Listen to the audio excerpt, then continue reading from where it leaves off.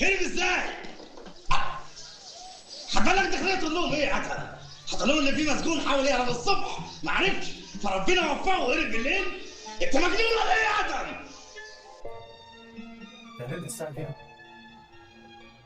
لا ما تحطش وشك في الأرض، هربت الساعة كام؟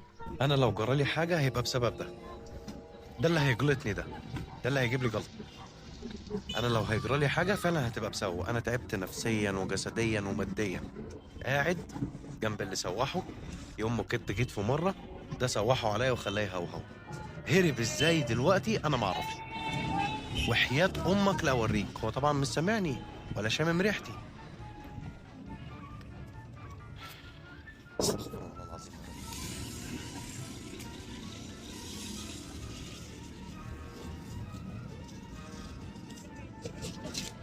ولا كأنك عامل حاجة ها؟ لا يا شيخ، لا يا أخي. هربت ازاي؟ انت السبب، انت اللي سيوحته. هربت ازاي؟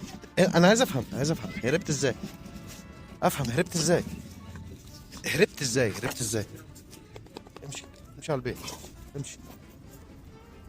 انت السبب، انت اللي سوحته قبل كده. انت قاعد جنبك بيعمل ايه؟ جاي لك ليه يعني؟ امشي. تعال على البيت يلا. هربت من البيت ازاي؟ تعال هنا. ها انا كده عرفت انت هربت ليه. تعال.